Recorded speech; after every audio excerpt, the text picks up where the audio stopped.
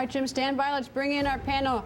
In Tampa, criminal defense attorney Jeff Brown. In Austin, criminal defense attorney Courtney Anderson. And here in Washington, criminal defense attorney Ted Williams. Courtney, since you're new to our panel, I'll start right with you. The idea of putting on witnesses that may suddenly sort of bite you because they disagree, they start agreeing with the prosecution. Smart? Well, not necessarily smart, but it's the defense's argument that, look, these young men slept with Mr. Jackson and nothing happened to them. And I think, though, the problem is that the jury might think to themselves, just because Mr. Jackson didn't necessarily molest these two gentlemen doesn't mean that he didn't molest the alleged victim in the trial. That's the central issue in the case. Jeff, what about that? I mean, the whole idea is that, okay, maybe the jury's sitting there thinking, well, these guys got lucky. They didn't get molested.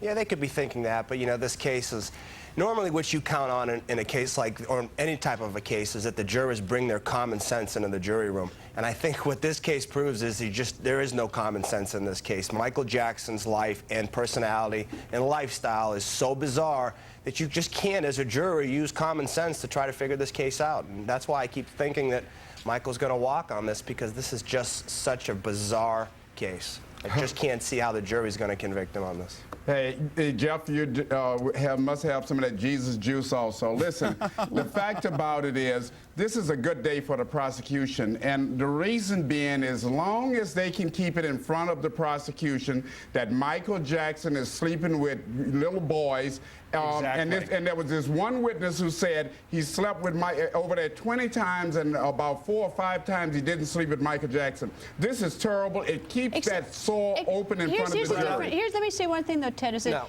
the witnesses that are saying he molested him are also, you know, people who have been discredited on the stand, whether the jury buys it or not, to suggest that they have an axe to grind. The ones that are saying that they slept with him, weren't molested, have the appearance of not having an axe to grind. But this is the problem, Greta. There's something called an inference that can be drawn. And anytime any grown man is sleeping with kids over and over and over again, these jurors are not leaving their common sense at home, and they believe that possibly You're making this argument as common sense, and there's nothing about this case that you can do that with. This is a guy that walks around with an umbrella. He wears a military uniform. He lives in Neverland. The jurors have common sense that a grown man doesn't sleep with children. That is common sense. That a 45-year-old grown man do not sleep with children. That is common sense. But Michael does. But Michael does, and it's not sexual.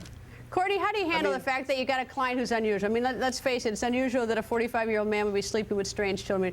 What does a defense lawyer do with that one? Yeah, to put it mildly, it's unusual. And the thing that's interesting to me about this discussion is that we've got one argument here in this discussion that, oh, Mr. Jackson is so bizarre and he's so unusual, and that it makes this case, you know, very, very difficult for everyone to kind of use common sense. And I actually don't really buy into that. I mean, all of us who practice law certainly have had unusual clients. I've had my fair share of highly unusual people. Now, he's a very wealthy person. He's very wealthy. He's very well known. He's a worldwide idolized entertainer by a lot of his fans. I'll give you that. That makes him in a different category. But his unusualness in his attire, and this argument that he's been putting forward from the very beginning that, well, as in the Brashear interview, I just like to sleep with boys. I don't see anything wrong. He said it's just sharing your bed. He said, what's better than sharing your bed? I have to agree that the jury at the end of the day is going to sit down and say he's a 46-year-old gentleman, and they are going to go through and look at the credibility of the witnesses, but come back to the central issue. And it's the pattern. He's 46 who thinks he's 15. That's the whole point. He's just not your normal 46-year-old that's doing this. He is in a class by himself. The most damaging thing to come out today is the profile, and it couldn't have come from the prosecution's case, Greta, in that the defense only could call these people. And the image that came out today is not just when they happened to be at Neverland, but Michael Jackson toured the world. What came out today is he would always have a 12-year-old boy with him in a hotel, in an apartment, in Africa, in South America, North America. He didn't travel with an adult companion, but with 12-year-old boys for years on end. That was the only person in his bed. That's more than strange. It's 70 yards down to the goal line of a pedophile.